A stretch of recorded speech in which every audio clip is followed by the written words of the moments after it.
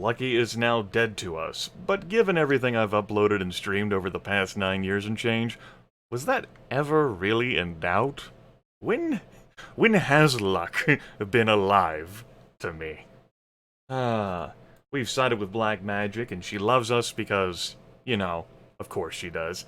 We could, we could nitpick at her facade, but the Fame Monster identifies with her too damn much. He already knew the secrets of black magic, what we discovered from the first book, and the source of her power. She loves us almost as much as Grandma does. Rebellion and Rexford, not as bad as they were at the start of this book. Lucky is now beneath them, but the victims are in dead last, and that is definitely where the hell they're going to remain. We are beloved, we have unleashed, we are popular. Very much a team player now, though, over the course of this book. We've dipped a bit in fame and lawlessness, just probably due to working with Ginny, and not emphasizing those things so damn much, but we are still offensive, the juggernaut, the powerhouse. That's good times. Chapter 10. All pumped up. No, Rexford isn't going to like this one bit. Gigi chomps his fingernails as the Hollow News report continues to play.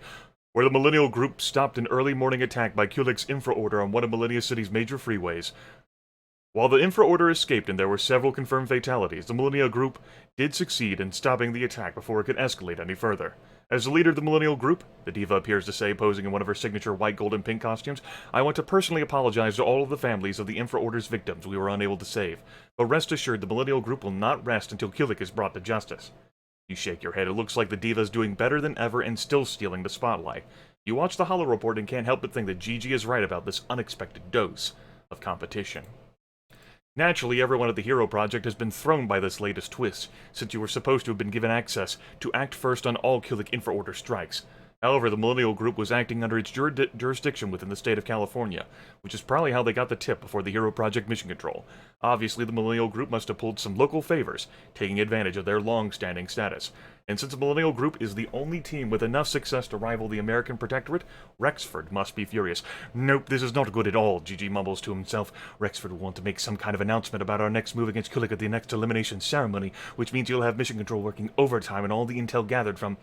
As Gigi continues talking to himself, you can't help but drift off, thinking about the last big elimination. It has only been 2 days, so the dust hasn't quite settled yet, and people are still reeling from Lucky going home. Including you, I guess. Still, after your pivotal role in the vote, your legend level has gone up, reflecting your firmly popular status. Since the vote, you try to spend all of Friday and Saturday managing the fallout. Sip on my apple juice here and think.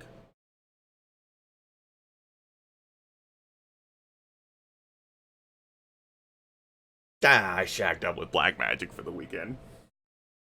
I also stand by my actions and my vote, but we spent time with her. And today is the first time you've worn clothes in 2 days. You're pulled out of thinking about this, however, as a voice chimes in from behind. I know we should all be really upset about this Millennial Group coup, but I've always been such a massive fan of the Diva. The bear, currently at his normal human size, strides into the producer's rec room, followed by Null, who wears her standard death suit. Yes, you would be, Gigi says, turning back towards the 3V. And just what is that supposed to... I've worked with her before, you cut in. She's a... complicated lady. Well, I still think she's fierce, the bear adds. And naturally, Gigi says, by the by, you little powerpuff shouldn't stay in here too long. You know how Rexford feels about the camera-free producer zones. We were looking for a handler, Null explains. We wanted to take a trip into the city. Yes, I need a new leotard for our next big mission. Keep in mind that this is camera-free area. Okay. It's time for an updated look, especially after this whole Millennial Group mess. Gigi looks the bear up and down, but doesn't say anything. He just turns back to the 3V as another Millennial Group member, the Monk, appears on the holo screen. The Monk is one of the world's most famous Zahirs, a third gender-neutral non-category that represents a more flexible, sliding-scale conceptualization of gender. Zahirs tend to be quite beautiful, often representing the most attractive qualities of both traditional gender categorizations, but they also confuse and anger those who favor a binary representation of gender, so their road to full acceptance remains a long one. The Monk recently decided to break her vow of silence and become a Zahir rights spokesperson. Ever since Kulik's gender came into question, the Monk has been under pressure to make a public statement. You assume that must be what Z is about to do.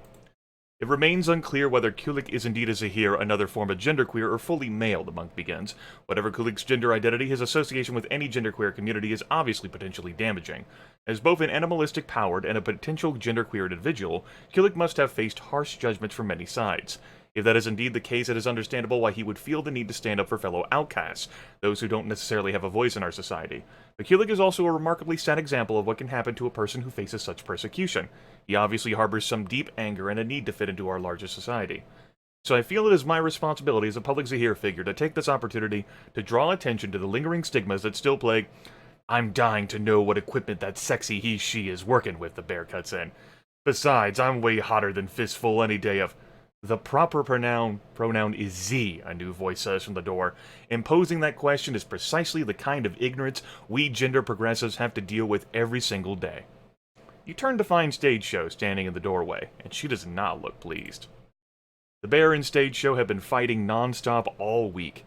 Add in Gigi's distaste for the bear and the politics you've been dealing with between both alliances of the mix, and this could be a complete disaster. Oh. I think, it has been several days since last chapter, but I think there was a thing about these two fighting, and I reckon this is what that was about. So if things get out of hand, you decide to...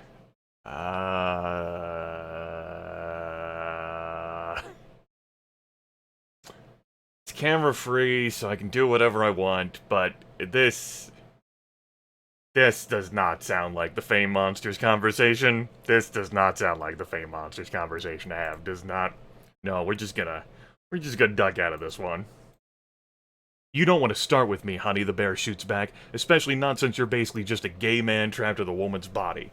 You know I should rip you to pieces for that, Stage Show starts, but what you just said was so insanely backwards and degrading. Does that say? Is there anything said about that in the contestant files that I missed?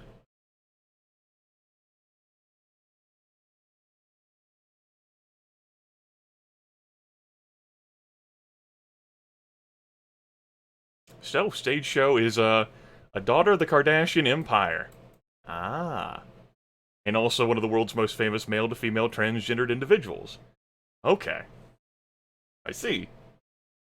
This was just something that I read and just didn't... Did I even look at, their huge stat block at any point? Because I don't think that information was there. Whatever. We know this now. Key card. Okay. You want to find jumping? Oh yes, I'm the dumb pretty boy, the bear responds. It couldn't just be that I know all the right buttons to push, you trashy tabloid queen. No, you are really just stupid, Gigi interrupts before Stage Show can respond. Your little shtick represents everything that is wrong with gay culture, but you wear it proudly for your own selfish gain. Oh, and you're in a place to lecture me on negative stereotypes, Miss Thing, the bear says, his slender physique beginning to muscle up. Sensing the escalation, you look over at Null, but she gives you nothing behind her mask. Ginny has got her secret identity to think about, so she's probably going to sit this one out, even though you know she'd have much to say on the subject. So you decide to speak up yourself. Is this really the best moment for an LGBTQIAZ debate? Would we, Hero Project, Fame, Glory, Infra Order? We sure this will fall on deaf ears. All these would probably fall on deaf ears, but just Fame Monster trying to work through this here. No, I've been needing to say this for quite some time, Gigi says, gearing up. First of all, I don't choose to fulfill any stereotypes. I choose to be who I really am, and if that happens to align with what others think of as a negative stereotype, then that is on them. The fact that it's seen as negative to be effeminate or swishy, or whatever sexist word you want to use, is a slugging shame. But you, Mr. Bear, with your party boy image and rampant promiscuity and straight acting machismo and all those perfect muscles, you choose to feed in all these things that pressure the rest of us, that make the rest of us feel inferior. I will never look like you, and I certainly never want to, but I've been made to feel bad about it my entire life, because you're the pretty, quippy face of gay culture. Do you know who the first person to call me fat was? Do you know who makes fun of the way I look the most or the way I act? It's other gay men. I've been bullied my entire life, except not by bigots or homophobes, but by the community that is supposed to support and accept me. And you know what? You're the worst of them all. Gigi is breathing so heavily by the end of his tirade, you wonder if he's going to be okay.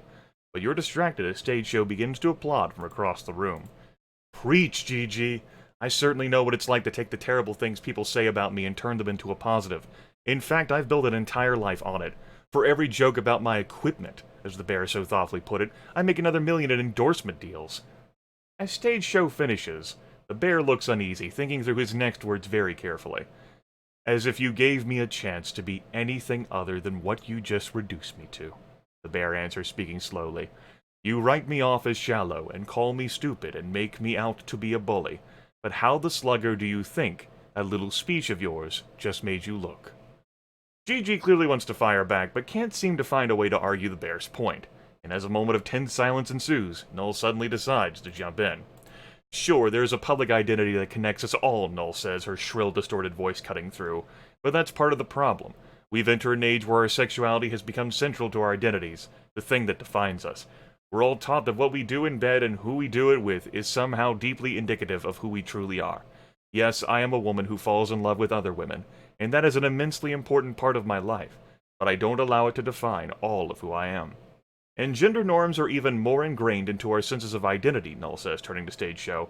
But maybe if Stage Show hadn't felt such pressure to conform to the stereotype of what it means to be a man or a woman, she might have felt entirely differently about the body she was born with.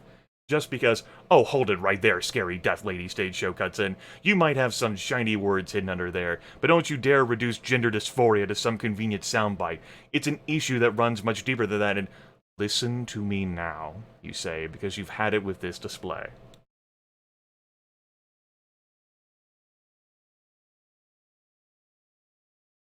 None of us should pretend to know what anyone else has been through.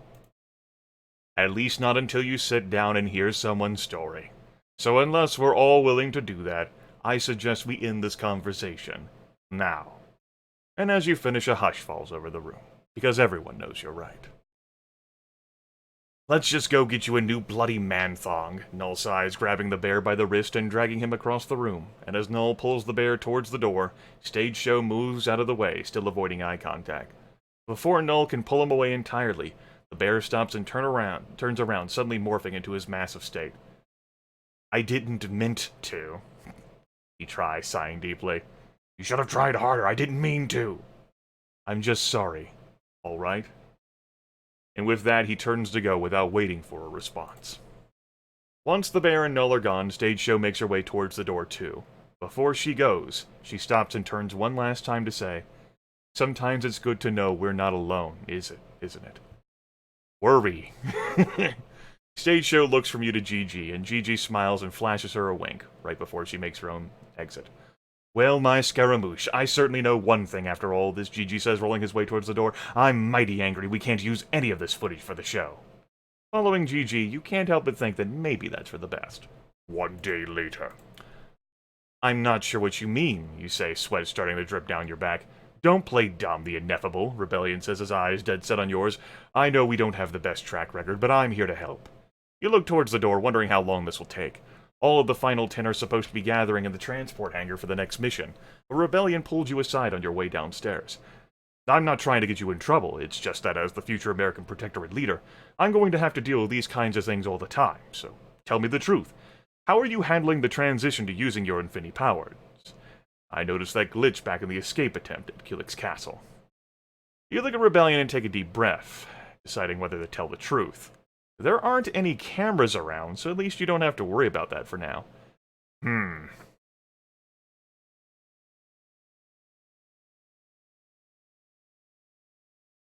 The game may be saying, the story may be saying there's no cameras, but I don't... Like, we really don't see eye to eye with Rebellion. I think the Fame Monster has a deep-seated thing there.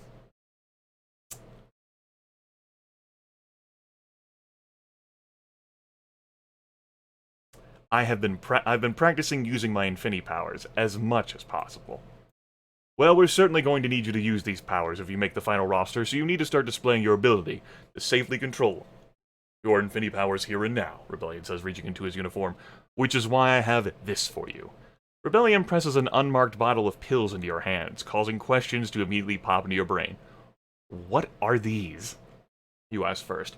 They're being dubbed Pump, a brand new drug meant to help powered individuals manage their abilities better.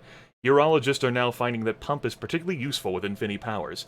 The FDA is in the process of approving it, so these are a badge I secured from the Hero Project's government contacts.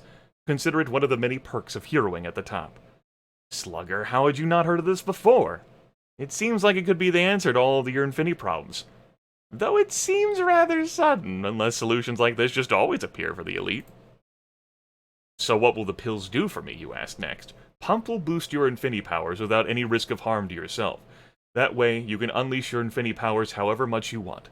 We are also giving Pump to the Crush as part of the terms for his release and participation in the Hero Project, Rebellion continues. They've been working wonders. Though, of course, you can't ask the Crush about them, use is completely confidential, the same goes for you. Well, that would explain why the Crush didn't mention this Pump to you during your brunch, though maybe that's what he was fishing for, asking about your Infinity powers. Shouldn't we check with the Herologist, you ask, since you haven't seen the Herologist since you entered the finals? Schedule has kept you too busy, not that you really mind. The Hero Project staff Herologist has already approved it. Really, you'd be surprised how many heroes are already pumping privately. You look back at Rebellion and blink. This all seemed way too good to be true. Calling the Ineffable to the transport hangar, the PA system rings out in Rebellion's suite. Listen, I know this might seem a bit out of the blue, but I just got the approval for you to take the pump this morning. We've been working on it for a while now. It's a big deal and quite the privilege, but you can't tell anyone about this, the Ineffable. My reputation is on the line here, too. But I want what's best for my team always, so I'm happy to do this for you. You need a glass of water to take one? You have to get going, which means you have no time to think about this decision. Is that what Rebellion wanted? Should you take the pump? Is it safe? Rebellion certainly seems to think so. And if you don't take the pump, how will it affect your relationship with him? Or your chances in the competition since he is a judge? Besides, this could be the solution you've been hoping for. The Ineffable, Rebellion says, placing a hand on your shoulder. I need to know that you're with me. That you're loyal enough to follow my lead. Do you understand? You lock eyes with Rebellion and nod, because you understand perfectly. Oh, he can go fuck himself. Take the pump. I trust him completely. Take the pump. Whatever reservations I might have, I won't let this hurt my chances. I really appreciate the offer, but I'm not interested. I'm a hero who can manage my own. Tell him to slugger off. Take the pump pills from Rebellion and decide whether to actually use them later. I'm not going to tell him to go fuck himself because he's a judge right now, and, like, just because my character doesn't see cameras, right? Like, I don't have a reason to trust him, right? Especially not after what happened in the last game. Rebellion is in this for himself, and he knows that we're not a great team player, right? Like, we went through everything in the first game, right? Like, no, I really appreciate the offer, but I'm not interested. I'm just gonna politely tell him to go fuck himself instead of actually telling him to go fuck himself. Rebellion shakes his head. I'm disappointed in you. I'll have to remember your lack of commitment when calculating my portion of your leaderboard score today. Slugger. That is not good news. Still, you're not compromising what you feel is right for anyone. Ever. On your way to the transport hangar, you try to forget about the pump pills by thinking about how this mission was slapped together last minute after Sunday's big news. Since the Millennial Group Misfire left the Hero Project without a mission for this week, the producers fell back on one of the originally planned training missions to be featured for Wednesday night's 2-hour episode. You'd rather be doing some real hero work, but you're determined to nail this challenge no matter what it is. Especially after your little meeting with Rebellion. Okay. So the pressure is on.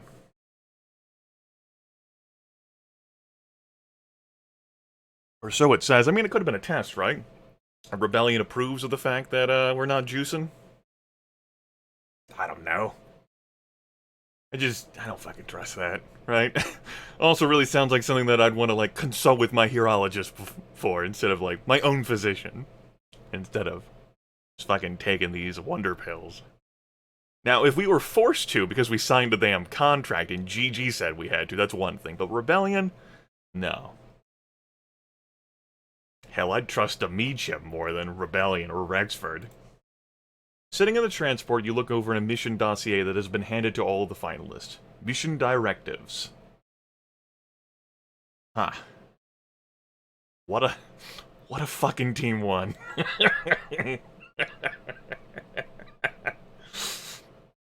Okay. At least it's not Inherit Summit in Jerry. Okay, we can work with that. Note that we're still on the opposite team of Black Magic. The opposing team will be guarding a weapon of mass destruction. The field captain's goal will be to fight through 4 levels of defense to shut down the weapon. All 10 finalists will get a turn to run their own mission simulation and lead their team as field captain. Hold on, let me read that again. Okay. So each 10 of us are going to be a field captain, and we're going to assault a base to accomplish a goal. Okay, yeah. I've played plenty of Unreal Tournament. I know what assault is like. This challenge is designed to see how well each finalist understands his/her teammates' strengths and weaknesses, as well as test each finalist's field combat instincts. Leaderboard scores will be based on strategy, instincts, leadership, and combat skill. Also, your primary objective is to lead your teammates. Field captains are only to engage in combat themselves as a last resort. Well, son of a bitch. Damn it. Oh, damn it. Alright. Fine.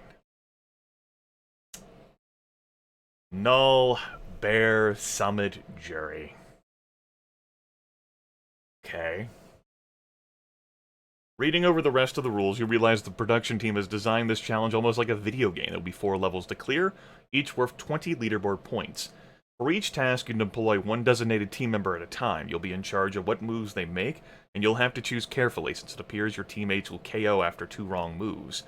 Plus, you'll also lose leaderboard points for every wrong move you make. Looking over the schedule, you see that you're first up to run your simulation. So you look over the dossier provided with your team's powers and abilities. Null. Fighting skill, mini rocket launcher, knuckle Uzis with rubber bullets, plasma gun, katana swords, a sword explosive. What a fucking arsenal, right? Summit. Fighting skill, anti-energy knuckle rings, bow and energy arrows, portable pole vault, gymnastic agility, zipline. Should I be writing these down? Maybe I should take a screenshot. Jury, attack options, fighting skill, surveillance vision, and hovering. Fucking jury. The bear. After size reversion, smash, punches, ground quakes, thunderclaps, general durability, human shield.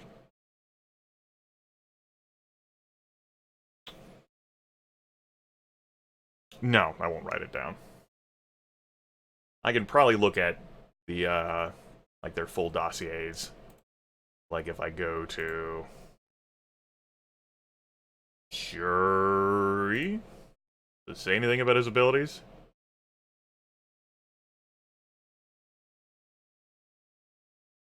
Just reading that makes me angry. Fucking jury. Whatever. I remember the descriptions. I can probably work with that. I'm probably thinking too hard about this. Like, I'm all, like, full strategy mode now, if I can just hunkered down. Reminds me of when I tackled Long Live the Queen in those 2 series I did. And how some viewers were surprised by how serious I was, and the notes I took, and the contemplation I devoted. Let's just keep going. You step out of the transport to find yourself in a large abandoned lot, which has a huge shadow cast across the ground. As you look up, you realize you're standing in front of a floating fortress. The fortress appears to be part warehouse, part haunted mansion, and part spaceship. It's nearly impossible to place with its steeple towers and hovercraft turbines, especially since it's encased in one of Inherit's golden force fields at the moment. Level 1. Disable Inherit's energy force field. Inherit's shields are energy-based, so you... Alright, meet Ship J2. Inherit's shields are energy-based, so you best to choose an attack that'll deactivate or penetrate the energy signature, you hear? You hear Meet Ship J2's warning feature activate in your ear and not ready to go. Been mandated to use Summit first. Okay, so which of his attacks will you use to break the force field? Energy versus anti-energy. Seems most appropriate. Summit jumps up to strike the field, making sure to punch first with his anti-energy knuckle rings. The punch punctures the force field, causing it to crack and dissipate in a shower of golden sparks. With the force field down, you order Null to take point, just as something falls from the flying fortress. You look up to find Inherit dropping down out of the sky. He has his body wrapped in a personalized energy shield ridged with spikes. He's aimed to land on Null like a human-sized mace. How should Null neutralize Inherit? Before you can decide, Meet Ship J2 chimes in. Oh my goodness, the warning system is going to fucking speak with every option. I had not realized when I acquired the warning system, which I didn't need to purchase with in-game currency, though I certainly have enough money. Because when I bought the set of this years back, it included, like, DLC for warning system. But, feels like Spumblers, right? Especially since, like, in this, it's not a guideline, it's the answer. Well, I mean, it's not, like, direct. It's oblique. Inherent shields can stand up to downright anything, but are made by his meat chef. Targeting that electronic system should rock his slugger. EMP pulse, yeah? Yeah? Target inherent meat chip system. That's what powers his force field, you shout. L calibrates and activates the EMP pulse on our wrist unit so that as Inherit drops down, his shield suddenly shorts out. Inherit's face goes grim, but it's too late for him to react. He falls directly into an uppercut delivered by Null, knocking him out instantly. Good thing none of the... well, I speak too soon. What if they try to attack me and I can't shout orders? Inherit down. Level 1 cleared. He played it perfectly. As soon as the announcement, clearing level 1 sounds, you can feel the wind start to pick up. Within seconds, your team finds itself in the eye of a full-on blizzard with deadly waves of icy rain, snow, and hail all around. Neon-colored lightning also starts to streak across the sky. Excuse me, and it takes you a moment to realize it's not lightning, but Stage Show's laser blast. Level 2.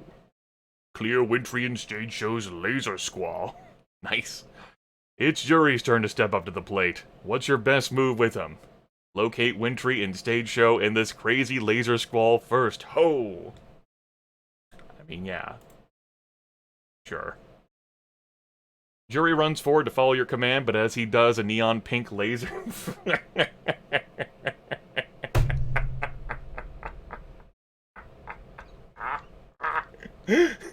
connects with the side of his head. Jury goes down like a ton of bricks. It looks like he's as useless as ever. Not that his limited power set even had much to offer in the first place.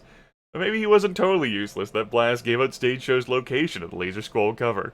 Now it's time for the bear to take down Stage Show. Stage Show will dodge the bear's long-distance attacks and launch her own laser beams, so best make him get up close and personal. Slugger, what would you do without the meat chip warning system? It was so worth the money. Regret. What would I do? Make these choices on my own, like I did for the first book, right? Didn't I get advice from J2 during that? I can't remember. It's been too damn long. Anyway.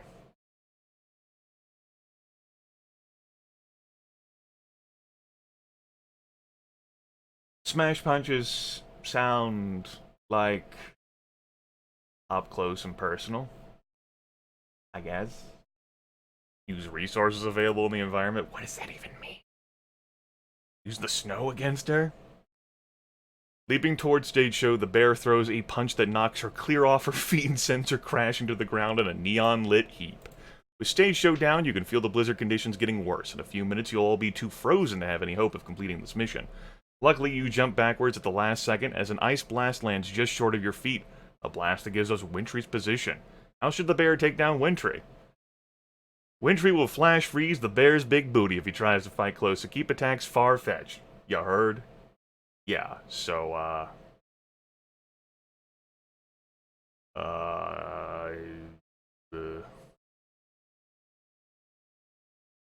she can't fly, right? That's not a thing she can do, right?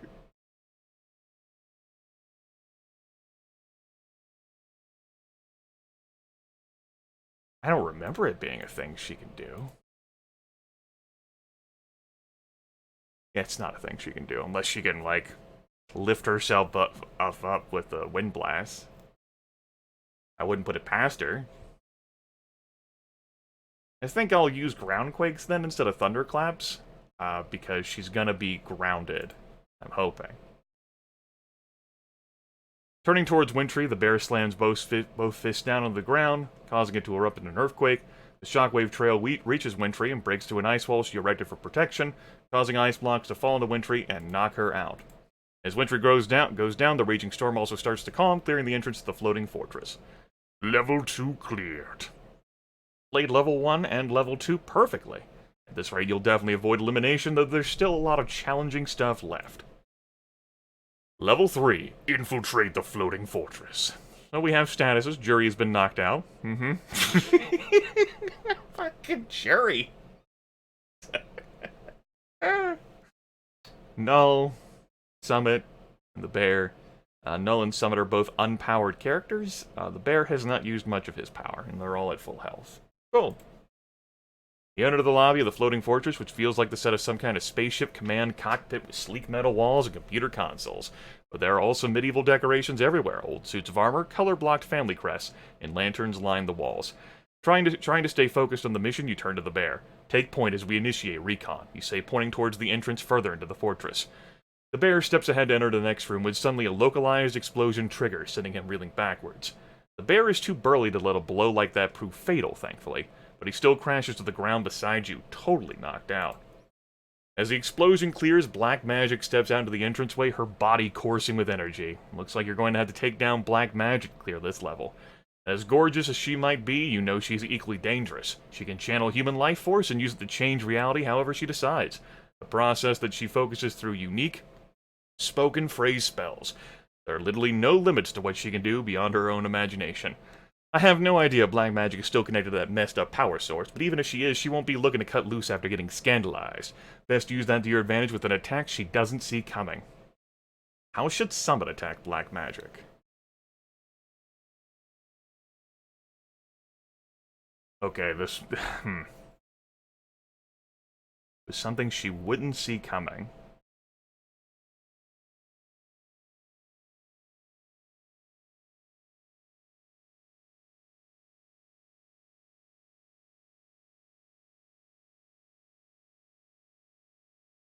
I mean, these aren't attacks. Like, they might get Summit closer to Black Magic, but they aren't directly conflict resolvers, right? You pole vault over and then, like, fucking, like, drop kick in the middle of the pole vault, or fucking dodge and flip. But apparently, if Black Magic's so fucking Mary Sue awesome to fucking be able to do everything forever in all of reality through the twisting of life force, and she might not be doing all of that. I think we need to strike immediately. Shoot that bitch. Summit opens up a mini archer's bow, one that self-equips with regenerated energy arrows. Taking aim, Summit shoots an energy arrow directly at Black Magic. She tries to react defensively with a spell. The arrow catches her in the shoulder before she can speak. Energy ripples across her body on contact, giving Summit the chance to knock her out with a swift flip kick. You've been through quite a bit with Black Magic. How do you feel seeing her taken down like that? I'm fucking indifferent. Like, she knew what she was getting up to. I'm sure she's taken worse. She's on the opposing team. I'm not heartbroken about it, and I'm not fucking absolutely awful, but I'm also not fucking kind of happy, actually. It is what it is. Lay the fuck down. If all 10 of us are going through these steps, I'm sure there's gonna be times when fucking Black Magic takes us down. You know? Because if we all have to do, like, these fucking field command things against the other team, then everyone's gonna have a crack at us. So yeah, that happens. Black Magic down, level 3. So awesome she got her own fucking floor. Well, so did... Those Wintry and Stage Show were the only ones that didn't get their own floor, which means that, oh. He's the last one. Makes sense, given what we read earlier in this chapter, huh? All pumped up. Okay. We're still perfect thus far. Jury and the bear are both down, with Null and the Summit. Level 4. Find and disarm the weapon. You move deeper into the fortress, wondering just how big this place could possibly be. You get your answer as you push open 2 massive wooden doors and emerge into a grand hall. What you see takes your breath away.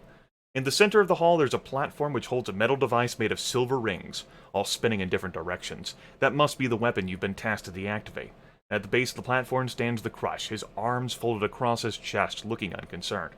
That's probably because the rest of the hall is littered with a maze of white windmill turbines, each with rapidly spinning blades several stories long. It's a mesmerizing sight looking over the sea of turbines, one that is equally intimidating. It immediately occurs to you that there's no wind in here, but then you realize just as quickly that the Crush must be powering all the turbines with his telekinetic power. So all that stands between you and victory is the most dangerous and finny-powered alive, with dozens of deadly wind turbines at his disposal. Great. Don't worry, he's never killed anyone himself. Summit and Null step up to attack at your command before either hero can move another muscle. He sweeps them aside with the Good night.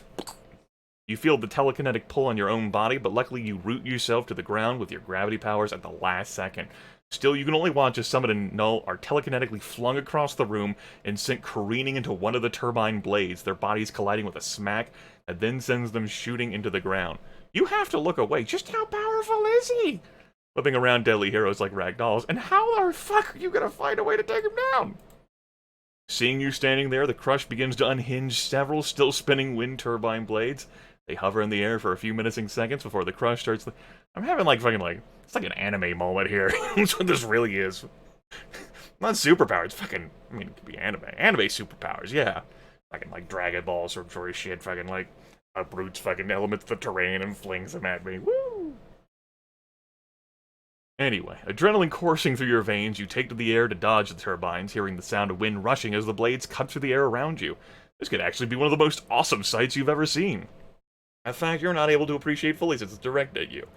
With more blades coming at you by the second, you know you can't keep dodging forever, which means you're going to get one shot to take him down. If you're pumping, go Infinny. If you ain't, keep it Quain.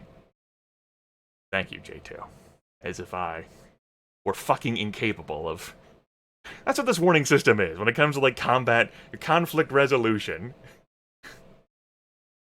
Whatever. So, don't unleash Infinity Fury. Don't use a controlled Infinity attack. We use our regular powers to fly through the turbine blades and land a concentrated energy blast. I mean, that doesn't advance this. Do we defy the fucking warning system? Fuck you, J2! Let's do it. We might need that power. You know, I've been trying to do, like, power conservation like I did in the first game with, like, you know, preserving that shit. I guess except at the beginning of this book.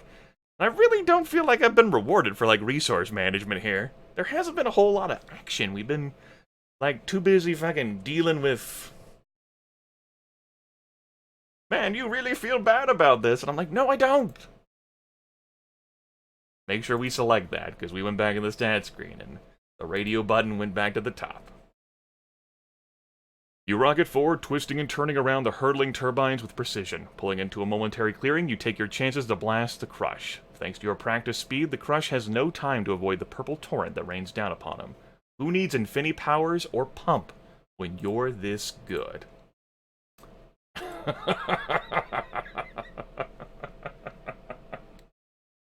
Should I have taken the pump? Maybe it would have been fine. Maybe it would have been alright. Oh.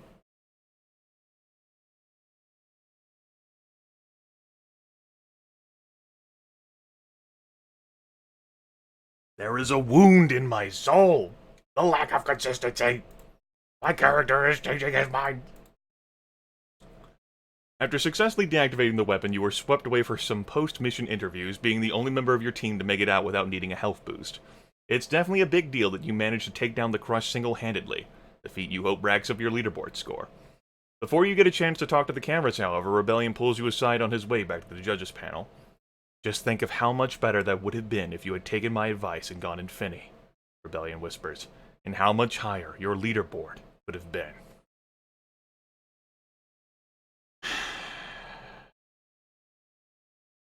Listen, I am thinking about it, okay? The Fame monster may not be, but damn it, Grimith is.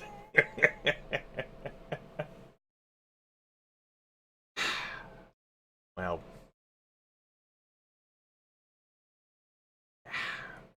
If we don't end up getting Perfect Legend, I'm not gonna fucking... I won't sob profusely. Oh well. Who knows? Maybe it won't even matter. Consistency's for yogurt anyway, right? Right? As Rebellion walks away, all you can do is wonder where your leaderboard score ended up. You were taken from the Great Hall so quickly after the mission ended, you have no idea what your final score amounted to. Of course we fucking don't. Of course it always has to drum us up in fucking suspense as the reader.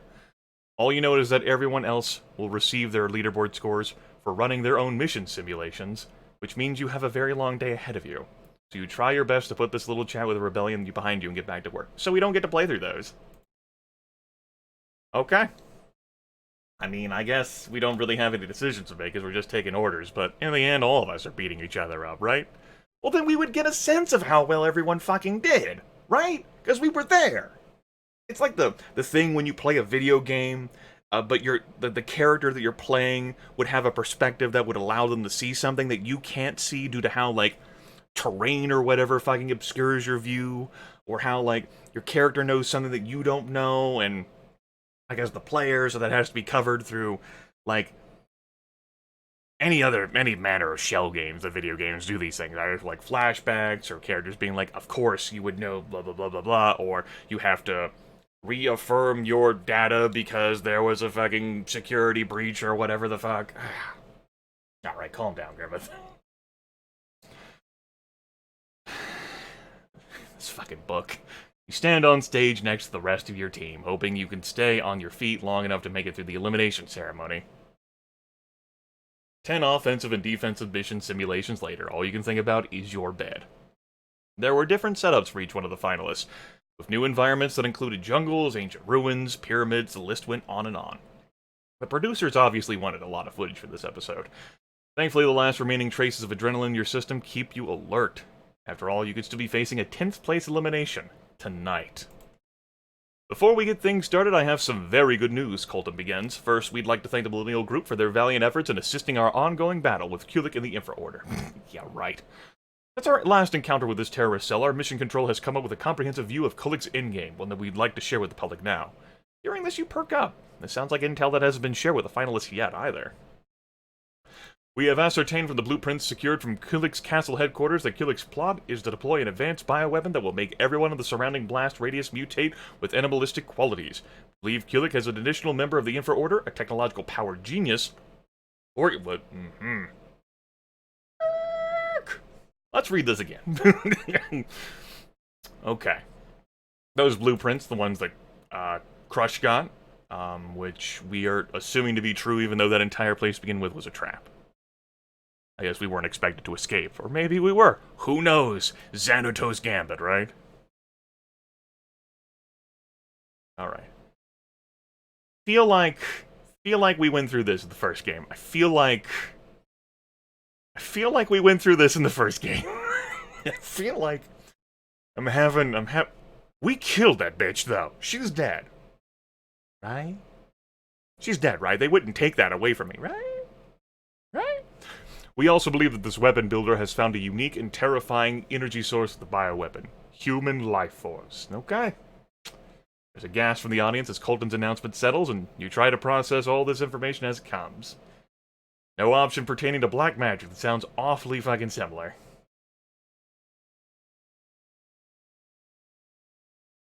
Well, his ultimate goal must be to fit in, right? He's so desperate, he wants to make everyone else like him and his Infra Order using this weapon. I don't think any of these choices are relevant. We'll just pick that. Perhaps the most unsettling revelation involves this life force source, especially given the recent scandal surrounding Black Magic's powers.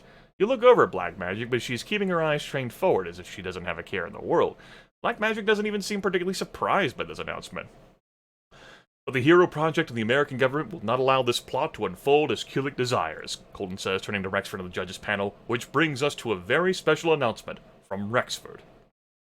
You had assumed that someone would talk about the Life Force connection to Black Magic, but obviously the Hero Project has decided to keep this off the agenda.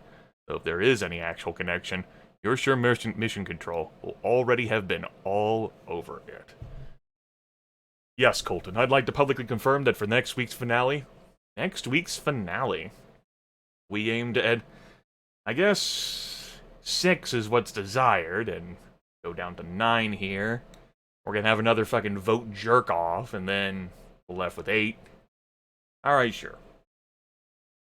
We aim to end the threat that Kulik poses to our great nation with a definitive strike, Rexford says. Come next week, there will be no place Kulik can hide from the Hero Project. We'd very much like for him to know that we're coming for him. The crowd breaks into cheers at this announcement, though a pit drops in your stomach. Much as you want to be there for what's sure to be the heroic showdown of the year, the idea of finally facing off against Kulik is singularly terrifying. That said, you can still think of something even more terrifying, being eliminated before you can even reach this face-off. Fuck it. If we're eliminated, we'll go in it solo, just like when we couldn't be a part of the Millennial Group We weren't a part of Millennial Group. Rebellion pretty much told us to get fucked based on how we made great choices, didn't we? Anywho, unfortunately, after this week's eliminations, we will only have 8 finalists present for this epic battle. Hold it. You know, it's probably not great that the mastermind knows our fucking timetable, right? Because these fucking episodes, right? That seems like a... well, never mind. Holden adds as the lights begin to dim, and we have the unpleasant task of saying goodbye to one of our amazing final 10 right now. You look at the other members of your team and hope that you win this week's mission. If you don't, 2 out of the 5 of you will be going home. With Null in the mix alongside you, you don't like those odds. I don't think we're gonna fucking win it. I have received the combined leaderboard tallies for both teams from our judges, and this was an extremely close call. Mere points separate our winning team from our losing team, Colton says, putting on his best stunned face. But only one team can win immunity this week, and that team is Team 2. The other team's simulations must have gone just a little bit better, despite your own simulation win. Could Rebellion really be that pissed that you didn't take his pump pills? Or are the judges just protecting some of their other favorites on Team 1? Or maybe the rest of our team is fucking trash at team strategy. You look across the stage at the other team celebrating. Inherit, Stage Show, Wintry, The Crush, and Black Magic will all be a part of the final 8 and face off against Kulik in the finale.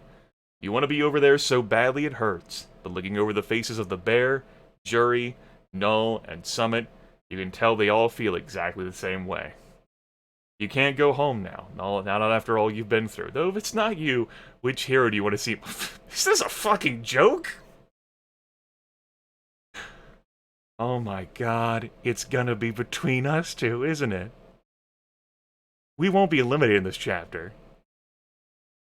Because, I mean, that kind of derailed here, and we did so fucking well. Like, what the hell is that whole shell game for? We get eliminated, right?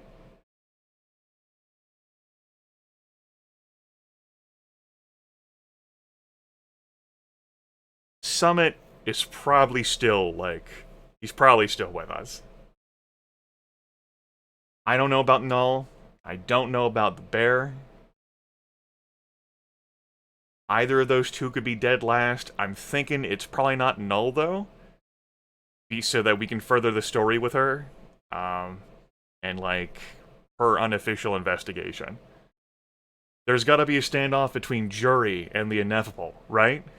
Which means the Bear is going last. Of course, this could all be fucking, like, tits up, right? The Summit and Jury could be the fucking, you know, they could not be the ones on the chopping block. It's only one person from this team who's not on the chopping block. So, it's probably Summit who's not. Could be Jury, because of Victon's influence. But I mean, like, if we're about to get to the final 6 soon, we need to, like, if we're gonna have a thing against the Victons, it's gotta happen, right? Alright, let's just move on. I think the Bears go in here. Probably us if we had bombed our simulation, but we didn't.